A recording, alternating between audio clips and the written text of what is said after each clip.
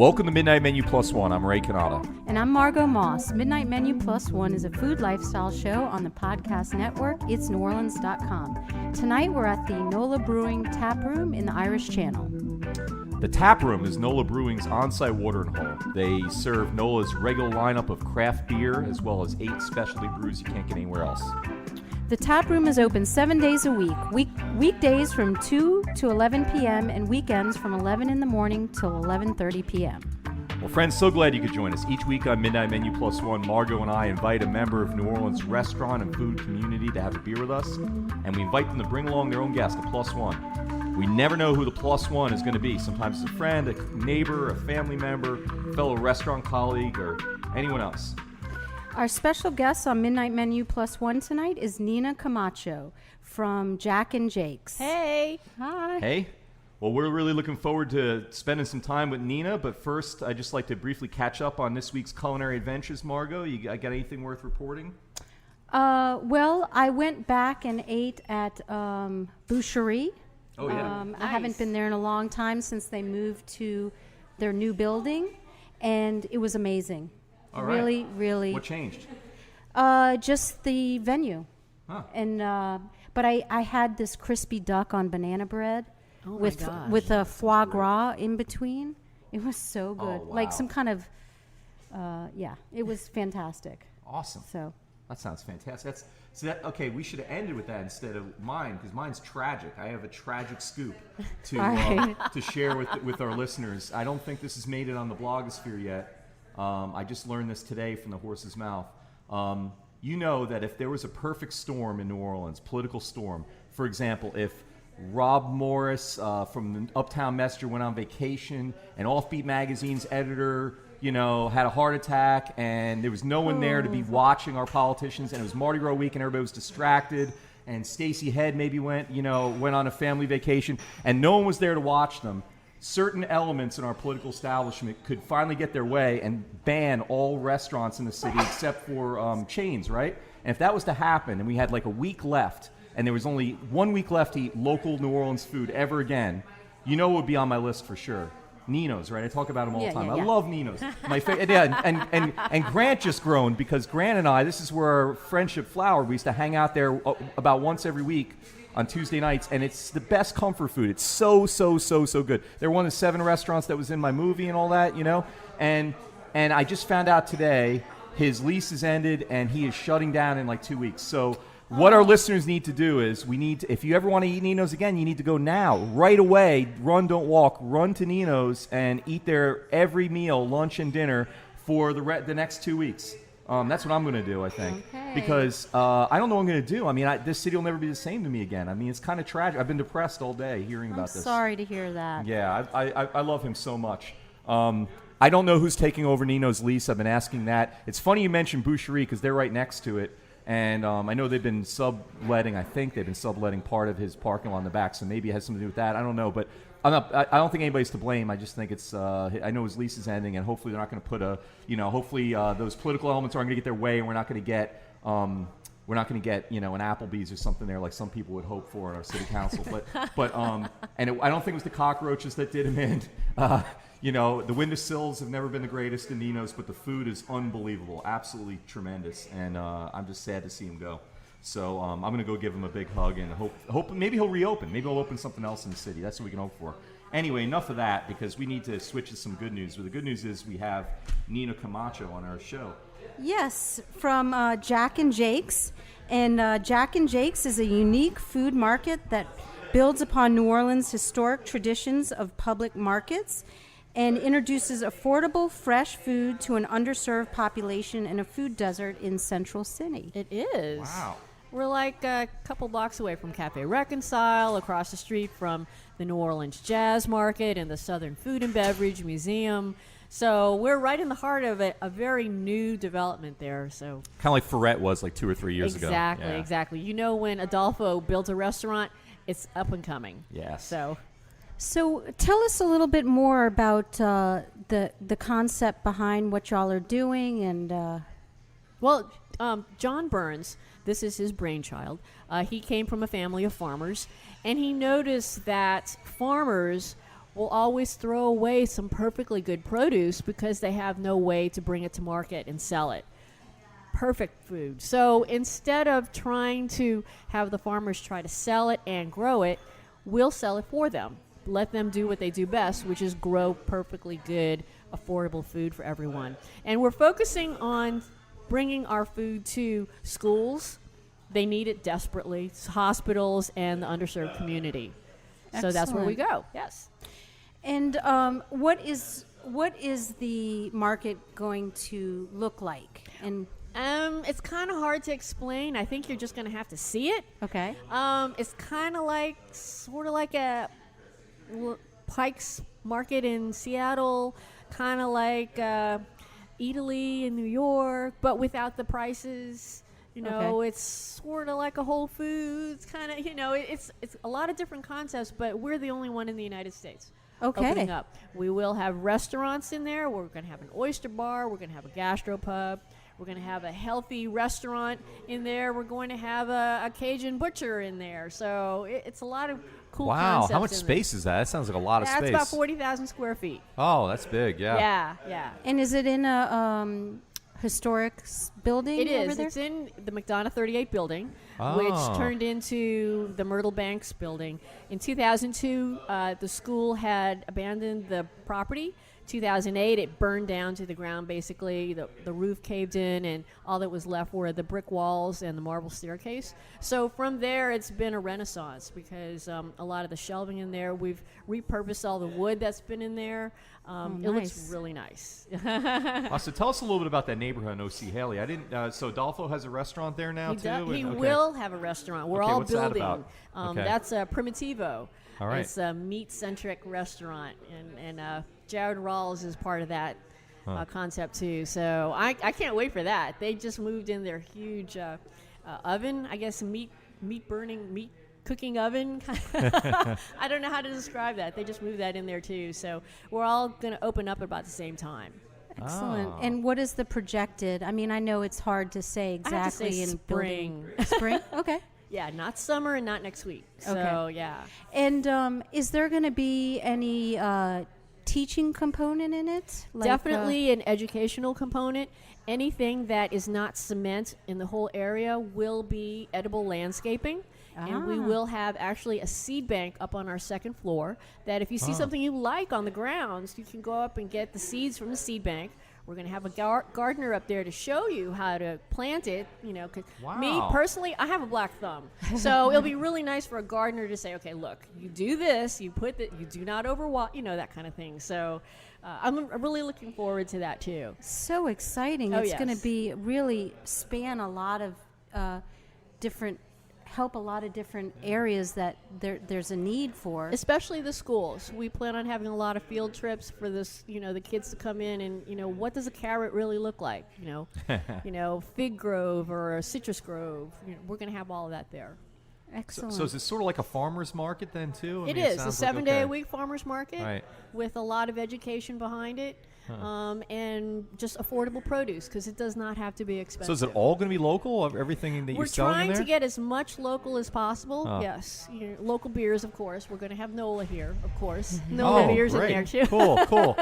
Wow. So there's some zoning issues too. I guess you got to get a liquor license if you're going to have the beer. Right. Things I mean, like that's that. what we're working on right now to get all the permitting and a little bit of construction left. So we're almost there. And tell me a little bit more about the concept and who spearheaded this and how you got involved, where you were. John Burns. Okay. Yeah, he's the one that this is his baby. Okay. And it took him actually 7 years to this point to get this off the ground. But we actually have a big wholesale component to this too. And Jack and Jake's retail market is kind of like the showcase to what we do, which is provide healthy, affordable food to the schools and hospitals and, you know. So y'all had been doing that before, or is He that had all? been doing, yes. Okay. It's just now that we have a retail space. So where was he doing it before? He was doing it from the North Shore. Oh. He had a wholesale from the North Shore.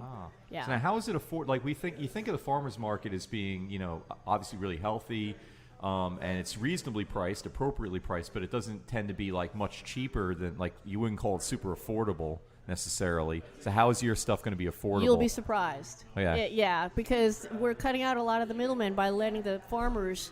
We're helping the farmers bring it right to market. Right. So there will be some things. I mean, there will be some things that are more expensive, but that's because it's coming from, the northern part of Louisiana. You just never know. But for the most part, it will be all affordable. And it's in a great area, and it'll also be a destination for tourists. Definitely. And, since you have the education component. And yes, definitely. So it's for everyone. It sounds like it is for everyone, and we want everybody to feel comfortable to come in and learn about their food.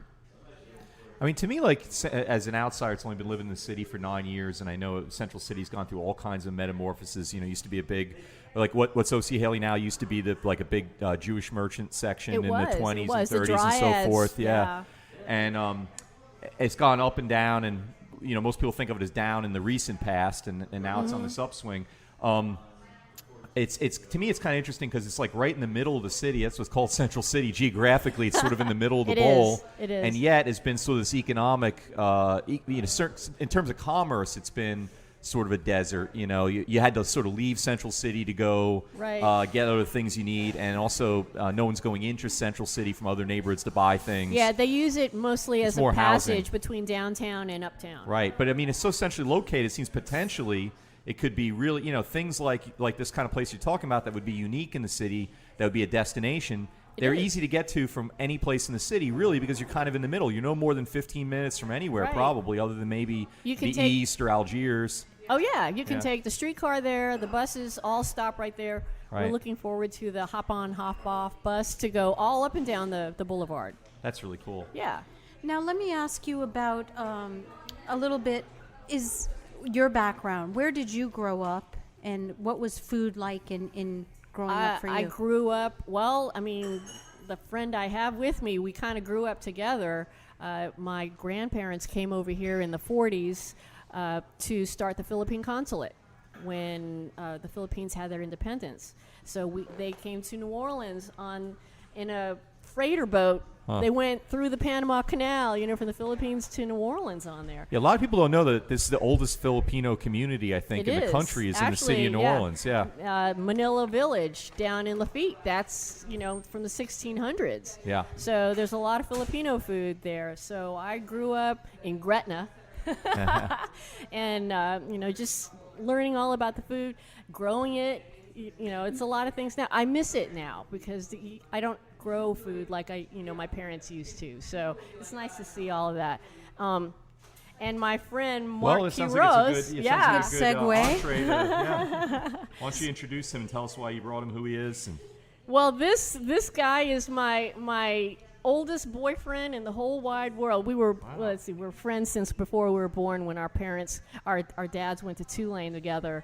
And we're roommates, and so we've known each other for a very, very long time. So this is Marc Quiroz. He works with We Heart Veterans and Veterans. There you go. Well, tell us a little bit about that. What is We Heart Veterans? Well, is that We what Heart it's called? Veterans, we're a 501c3 nonprofit organization that provides home care to wartime veterans and their widows. And the way this all came about, we're in our second year now, and the way this all came about is about, 6 years ago, back in 2009, I stumbled upon an opportunity with actually was a business opportunity to help veterans through a program that will pay for a caregiver in their home, a sitter, companionship, caregiver, etc. And it's paid for through a VA benefit. And so I had a partner at the time. We started this business doing that, providing home care. We're based in Mandeville. And what we found is that the criteria and the guidelines for the veterans and the widows to qualify for this VA benefit were pretty tight. So there were a lot that were falling through the cracks that we weren't able to provide care to. So last year, we came up with, we finally were able to put together a program called We Heart Veterans, which would raise the money to provide care to those veterans who fell through the cracks. But not only that, with the VA program, even for those that did qualify, we do their applications for them on the Veterans side. We'll do their VA application for them, and it's still about a 3 to 6 month waiting process for them to get approved. So during that waiting period, we want to be able to provide some type of care to them, so because they need it right away. So the funds that we raise with We Heart Veterans is used to provide care during that waiting period, as well as to provide care for those that don't qualify. And then just this past few months, we expanded our mission to do other things like provide wheelchair ramps, because quite a few of the veterans and the families that we help are wheelchair bound. So we want to be able to do that. And then the other thing is to provide a safety inspection for their home, just to make sure that, and the main thing is tripping hazards. So we do an inspection to make sure there aren't any tripping hazards in the home, and then we'll install safety handles in their bathrooms, et cetera, wherever needed, in order to ensure their safety in the bathrooms. Because about 60% of the readmits into the hospital is because of a trip and fall, and that's what we're trying to avoid with both of our programs. So there's two components to this. There's two companies. One is VetAttend, which is our home care company, and then the other one is We Heart Veterans, which is our nonprofit. And basically, it segues with VetAttend to provide the extra care that's needed, for those veterans.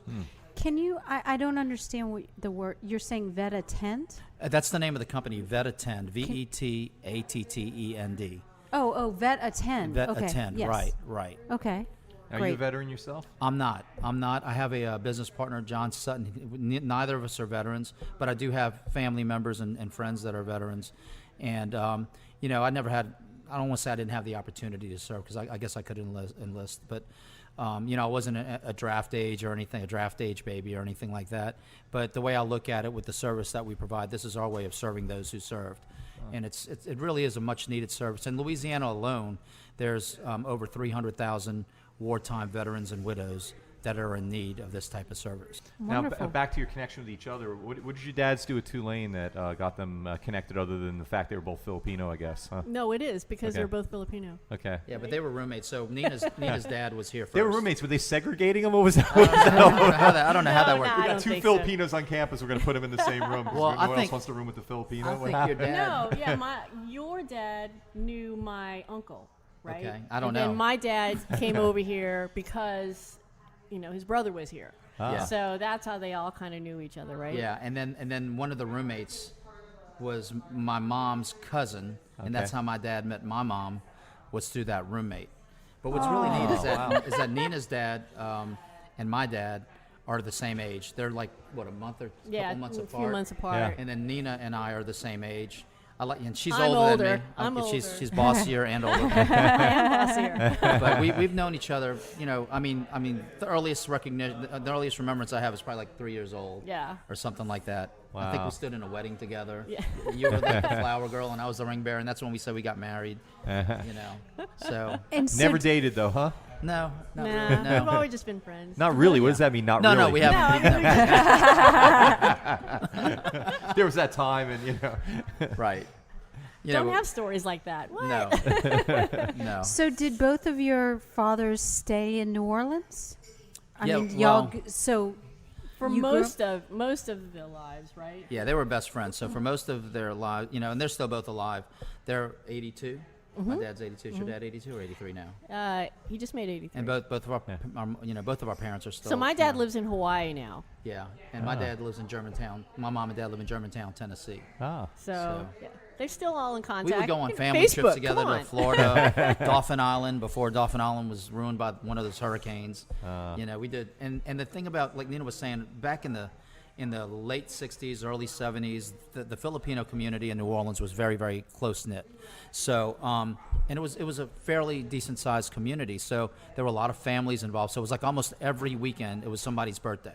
It was either somebody's birthday or somebody was celebrating something. So we were And getting we would together. by the lakefront, by the Mardi Gras fountain. Remember Yeah. that? Oh, yeah. Yeah. Yeah. Rolling down the hills. Remember Yep, that? rolling down the hill. So, so every weekend we were doing something with the families, and then and Nina and I are second generation. So as second generation started growing older, I think we kind of went our separate ways in some ways, and now of course, my children barely know Nina's children, but a lot of that also has to do geographically, because as she said, she's on the South Shore, we're on the North Shore, and I mean, we hardly ever get them together or anything like that. Well, to me, I mean, the Filipino community is a little like like the Cuban community in New Orleans, in that like it has this long storied history here and all that. And now, if you move here, you wouldn't even know it ever existed, in a sense that it's sort of I don't know if it's because it's assimilated faster than other cities, people intermarried more, or if it didn't stay in one geography, it didn't have its own neighborhood. That was always true in New Orleans, I think. Like even the early days, like ethnicities didn't stick to one neighborhood very long. They ended up moving all across the city. Right, you're right. All and across the city. unlike New York, where when I was a kid, it was still every neighborhood had an ethnicity almost. It was amazing. Right. And that was partly because you didn't go in other people's neighborhoods, and it was a lot more segregated than New Orleans, I think, was in that way. Right. Did I y'all? agree with that. What did you experience growing up? Did you feel isolated and in a strong community? I mean, obviously we did grow up in a very strong community, but we all had our own identities, I guess. We all went to different schools, and we all went to different colleges. A lot of people out the state, and that's probably where they stayed. They moved out of state for college, and they started their families there. So yeah, a lot of our close friends that we grew up with, a lot of them are out of state now. Interesting. Yeah. Well, I mean, it's funny. There's only one Filipino restaurant, I think, in the city of New Orleans, within the city there's limits, actually right? about 5 of them. Really? They're all very. What are the other Yeah. ones? Yeah. I mean, Really? we know I about didn't even know Milkfish, that. but what are the other ones? Well, one is They're in the on burbs, though, Barone, somewhere, aren't they? CK's Hot Shop. Oh, I didn't know that was He Filipino. used Okay. he used to be the chef over at K. Paul's. Oh, yeah. Okay. I didn't know that was Filipino. One, and then there's 2 in the quarter. Shh, don't tell. But they do. But it's have not really 2 over Filipino cuisine, though, right? I mean, they cook other things, right? Yeah, they do cook other things, Yeah. but it's owned by a Filipino. Owned by Filipinos, yeah. and they'll make it on the side for you if you really want. that's nice. So there's Cool. an influence, and to me, that's what's great about this city is the influences. Yeah, it's all kind of. Maintaining that in the food and yeah. Yeah, and So- Christina at Milkfish is going to have a walkabout. She's going to have a Kamayan dinner next Monday. Ah. What's that date? The 13th, I Okay. think it is. April 13th. April 13th on Monday. Okay. And it's banana leaves on the table, and everything's in the middle, and you eat with your hands. Nice. Yep. So, oh God, those are so fun. I love Milkfish. Have you been yet? I'm going next week with a Filipino friend who loves it. It's her favorite restaurant. So she's biased, but Yeah. I trust her. No, it's my But- favorite restaurant too. When I have, when You're I biased really, too. Oh yeah. No, when I really want some good Filipino food and I don't want to cook it myself, I can go over Now, there one of my because best it's friends very close. grew up in the Philippines, and he particularly is not a huge fan of Filipino food, but he loves the ice cream. He says like the ice cream there is like really cool. Have you heard that before? Yes. They say Filipino ice cream is like very different than other people's ice cream. Like Why? coconut ice cream, ubi. Well, I've only been there twice, and the last time it was like I was 11 years old. So you liked So all it's ice been a cream at while. that point. Yeah, pretty much. It didn't matter what it was. Yeah, they do Yeah. have their favorites. And I'll tell you, Filipino cuisine's different. Well, if you look at all Asian cuisines, they're all pretty much different from each other. Yeah. Thai has their flavor, and then Chinese food, and then Vietnamese food. Well, Filipinos the same way. It's not like any other. It's hard to explain when somebody asks me, well, It's kind of Chinese and kind of Malay and But it's- kind of Spanish, right? And Oh, yeah. it's a little blend of everything. They use a lot of Spam from the American influence from the war. Mm-hmm. So Spam's huge over there. Spam fried rice, and oh my God, that's my favorite. well, let me tell you, if you're in the middle of the night, if you're starving and you don't want to spend a lot of time cooking, get a can of Spam, slice it thin, fry it, and Fry then it. serve it with rice and soy sauce. I'm telling you, it's awesome. Or a fried egg, yeah. or in between 2 pieces of bread. Well, I know Filipinos were famous for their service too, like in terms of like wait service, because I know the White House dining room, the fine dining, it was for years. I think it's recently ended, but for like since World War II, I think it had always been almost all Filipino Well, Americans. the executive yeah. chef is a Filipina. There you go. Okay. Yeah, still is for a very long time, over 20 years. So Didn't you do a fundraiser I last did year? in 2012. Oh, gosh. NOLA Chef's Okay. Aid for the Philippines. That's after the typhoon, Haiyan. Oh. Yeah, so we had 40 chefs from all around, and it was very nice because I had asked them if they could do their take on a Filipino dish. So, to have Frank Braxton do, some curry, which is an oxtail stew, it's amazing. It's like Frank Braxton did a curry, I love it. Yeah, so we had quite a few chefs who they went outside of their comfort zone and they made some amazing Filipino food. That was a wonderful event. I was not able to make it, but I have family members who went, and it was a great experience, and they felt really good about being and able all the to money contribute. went directly to the Philippines without anybody, any government taking money from it or anything. It went just directly to the people that needed it. Wonderful. So, yeah. Well, I think we need to take a break for just a moment, Margot, and thank our sponsors for tonight's show before we continue the conversation. Thank you tonight to the NOLA Brewing Tap Room, the watering hole of the NOLA Brewing Company on Chapatula Street and the Irish Channel, where you can get all of NOLA Brewing's beers plus another 8 specialty beers you can't get anywhere else. And let me tell y'all about our friends at Petite Pet Care. While you're at work or on vacation, you don't have to board your pet. He can stay in the comfort of his own home. For loving care when you're not there, Petite Pet Care. Find them at petitepetcare.com. And thanks, too, to Hangover Destroyer, the only all-natural product medically proven to prevent a hangover. Very appropriate sponsor for the show. Go to the Hangover Destroyer website, hdestroyer.com. That's hdestroyer.com. Write midnight menu in the coupon code, and you get 30% off your order of Hangover Destroyer and Seize the Dawn. Okay, well, it's time to go to Off the Menu. So this is a part of the show where Ray and I get to ask you each a question you might not normally get asked, or only after a lot more drinks, or if pot was legal or something like that. So, Ray, do you have a question for our plus one here? Okay, yeah. Let me think. How about this? So the scenario that I spelled out before, Rob Morris goes on vacation and blah blah blah, and the city council gets their way, and the elements among them that want to see all our local restaurants destroyed. And so you have a week left to eat anywhere you want in the city, but then after that you're going to be stuck at it's going to be all chains after that. So what are the first 3 places that come to mind that you'd want to eat at within the city limits? Okay, well, number 1 is going to be Camellia Grill. All right. I grew up uptown during my college years and Nice. a little bit during high school, and that was just a staple for me going over there. What do you get there? I get usually it's one of the omelets, then Cool. it's got to have chili on it. Nice. Back in the day they don't have it anymore, but back in the 80s you could get that cannibal sandwich or the whatever it was, the cannibal sandwich. It was I don't know, supposedly the meat was raw or something like that. But anyway, so that would have to be one. The other one is a sushi restaurant in Metairie called Kano's. Have y'all ever been there? So The best. is it great or what? Elvis, yeah. Well, let me tell you, they have this appetizer there. It's what is it? It's a squid appetizer, and the way they fry it or cook it, I don't know what they do with it. You eat it, and I swear it's a different texture. It's more crunchy, and it tastes like bacon. Now people say, well, why don't you just eat just eat bacon? But the thing, everybody loves bacon, right? Yeah, but it's got to be with something. It is really. I go there Right, just for so you that get it with appetizer. sushi. All right, I've Yeah. never had that. Yes. That's awesome. I Yeah. have my little things I like So over get there. the squid appetizer over there. All right. Squid appetizer. Yes. Right. Squid bacon. Okay. Yeah, and then the third place, my gosh, That's hard. that is hard. So are we talking on the South Shore?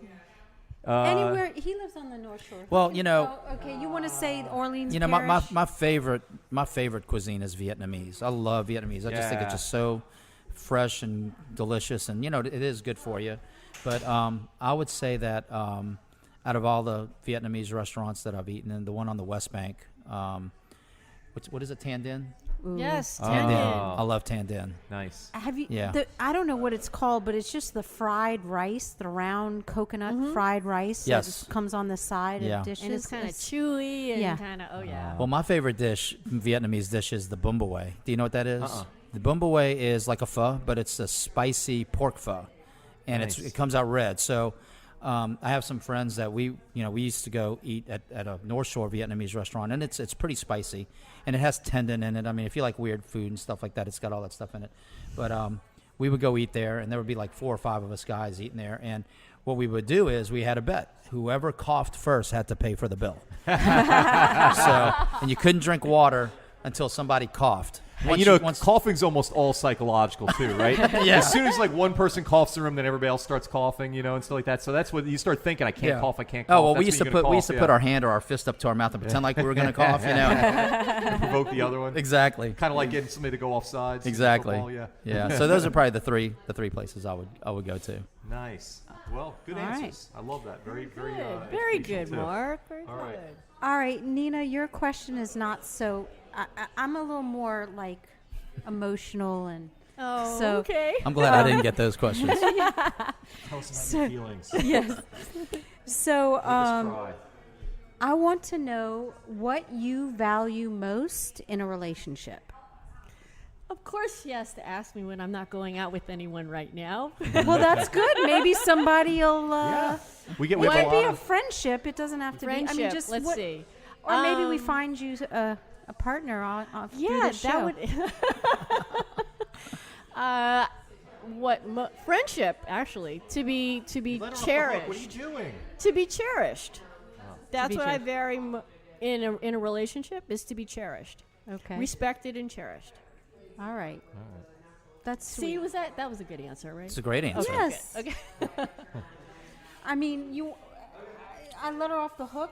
Do I have to ask made something it about too easy. sex or No, I don't something? know. That was Okay. easy. God. Yes, that was so easy. No, it wasn't. Cherish. I was. Anybody could say Okay, cherish. listen. I Would was. you have said Why cherished? don't- No. Let me tell you what I was going to ask, and then I was feeling guilty. Go ahead. About I asking wanna hear that something one. so That sounds silly. much 2 better. for 1 special. Might as well just ask it. I was She going can't to go ask anywhere. her if she would be willing to not bathe, brush her teeth, and wear deodorant for 3 months if somebody would donate $20,000 to the nonprofit of her choice. That's a horrible and you question. couldn't tell exactly.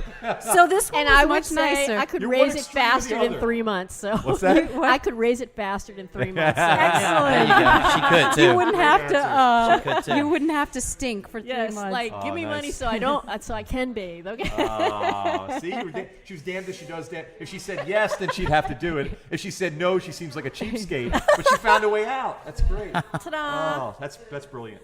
Now, any guys who are listening to that, come on, she's smart and she just wants to be cherished. That's it. Aw. And a beautiful girl too. Aw, thanks, Yep. Mark. He And has she to doesn't- say it. He's my friend. And she looks like she's 29. So So somebody told me once with speaking, they say, speak as long or as short as you want, as long as it sounds like it was 12 minutes, So be as old as young as, just as long as you look 29. That doesn't make any can Wait, you sense. huh? control Does it? that? Can you control that? No, you can't. Unfortunately for You me. made me forget my next All right, go question, ahead. and it was I can't remember it. I think I was going to ask y'all if either of y'all ever left New Orleans and came back. Oh, that's a good I did. I did too. Yeah. I lived in Chicago for a year, and then I lived in San Francisco for 8 years. Those are great 8 places years. to be. Very good. But you wanted to be Very here even foodie more. places too. Well, I came back for family. Oh. You always come back to family, right? Yeah, I So- did the same thing. I lived in Denver for less than a year. In Denver, it's a nice city, but I tell you what, the minute that I stepped off the plane in Denver, I'm sitting there thinking, okay, how am I getting back to New Orleans? And it took me about 8-9 months. I wasn't gone as long as Nina, but I was very, very homesick. Very homesick. Yeah. So. But you both tried, and you had tried to come it? back. No place I like went to a home. mall for like 2 hours this week, and I felt that way. I was like, oh my gosh, I need to need get to back go to New home. Orleans. Get me out of the mall. All right. Well, Nina, what did you do in those 8 years in those 8 years, San Francisco? You were in Chicago for 8 years. Or I San was Francisco? in Chicago. I was a visual merchandiser, visual director over there, and then I moved it to California and San Francisco, and I was a foodie over there too, a beginning foodie, a budding foodie. So there are some amazing Korean restaurants there that you can you can cook right in front of. And there's only one place here that has that. That's Little Korea. Well, two. Little one on Korea. Claiborne? Yeah, we've had Little Yeah, Korea on our Claiborne. show. Yeah, right. You have? They're good food. I just that had was the that a glass couple eating nights ago. episode.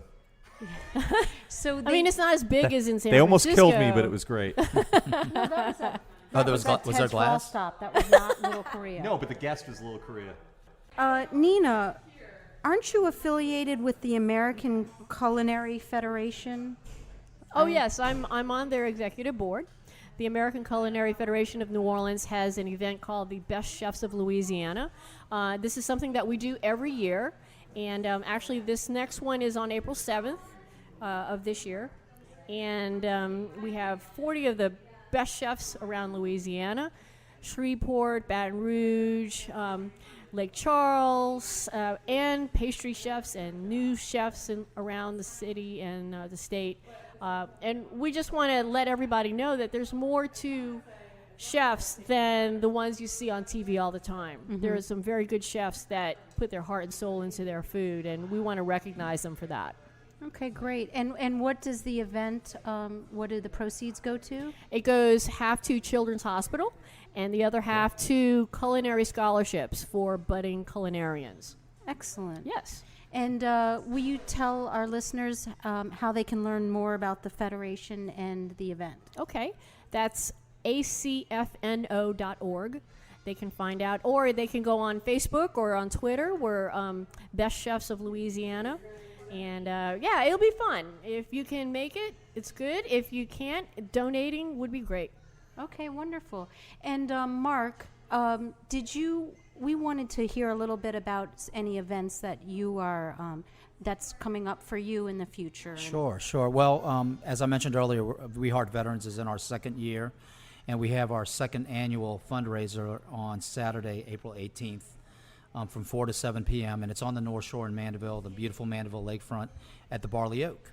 And tickets are $75 a couple or $50 per person. There will be, food and drinks. A lot of the local restaurants from the North Shore are going to be out there, either preparing food or serving food. Like who? Well, we've got Trey Inn. We got Tommy Wong's going to be out there from Trey Inn doing one of his dishes. We have, and I don't know all of. We have the Broken Egg. That's going to be out there. I know one of the barbecue companies are out. One of the barbecue, and I can't remember which one, but just different companies that'll be out there. And can we show up, or do we get tickets in advance? Well, you know what? The best thing to do is just to show up at the door. So, Okay. and that the prices that I gave you are going to be your door Okay. cost. We have live music with the Rick Sampson Project. There is a really strong cover band on the North Shore called 4 Unplugged, which is very popular. But a lot of the members of the Rick Sampson Project, they are some of the original members of that band. We'll have the mayor of Mandeville there to do the opening ceremonies, and then we have raffles for door prizes, etc. And then we'll also have a live auction and a silent auction. A couple of the items that we'll be having for the live auction, we have one of the flags that basically accompanied one of the Navy SEAL Team 6 on some missions. We've got a Las Vegas trip, like a 3-day Vegas trip. We have because all disabled veterans need to go do that. Yeah. Well, and we do that. yeah. So the money's going to go And towards they stay it. home and cry because they can't do that anymore. That's No, I'm right. just kidding. Well, and then the other thing that we have we have a Kentucky bourbon trip, where they get to go to Kentucky and I guess visit some of the bourbon distilleries, etc. Oh, that's a Over fun. there. That's nice. And Can we also have a people Napa bid? Valley. Do you have to bid a big online, prizes. or is it there? It's going to be there. It's going to be Okay. a live auction there, and then gotta be there. we also have silent auction on some other items as well. Okay, That's- great. that's I an went impressive last set of year. There's trips. some Wow. really good prizes That's on there, incredible. and the food's amazing. So And I'll tell you what, Cool. from a historical standpoint and a sentimental standpoint, the book, there's a book that, and I can't remember the name of it, so forgive me, but it's about the Enola Gay, which is the bomber that dropped the A-bomb Yeah. over Hiroshima. Right. And all 4 of the pilots that were in that plane have autographed this book. Oh, cool. It's an wow. autographed book, yeah. So that'll be up for auction as well. I think that's out. Isn't that California, the plane, I think? Used to be out in I don't know. California at a museum there. Yeah. So, why don't you give us a link to your website? It'll be on our show, but tell us the website for your Sure, it's nonprofit. it's www.wehrtvets.org, and you can also visit us on Facebook, We Heart Veterans, and we're also on Twitter. So if you're out there, please follow us on Facebook and on Twitter. We have a lot of good information about some of the sponsors and some of the donors that are donating to the event. Excellent. So one thing I want to mention about We Heart Veterans too is that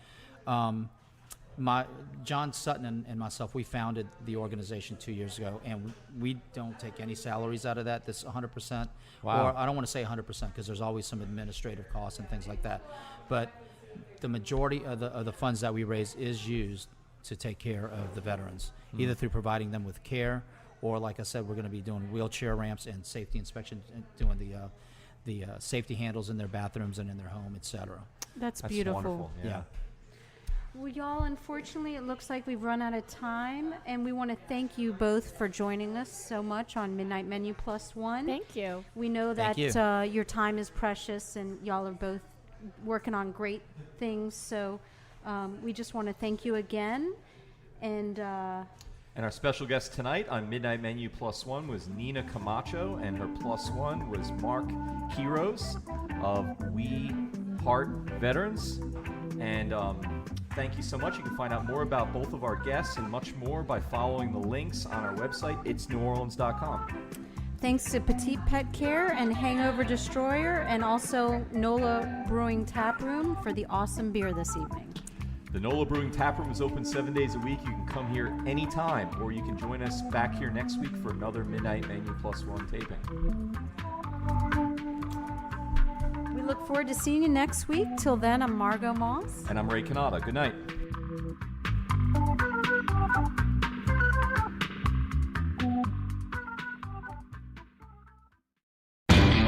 You know Labor Day signals the unofficial end of summer, but not the end of your outdoor projects. Lowe's helps you do it right and helps you save with Labor Day deals throughout the store. Shop now and get 2 bags of Stay Green Potty Mix for $12. And keep your lawn looking neat and trim with a Craftsman 2-cycle 17-inch gas string trimmer, now $20 off at just $119. Whatever's still on your to-do list this Labor Day, do it right for less. Start with Lowe's. Offers valid through 8/28. Soil offer excludes Alaska and Hawaii, U.S. only.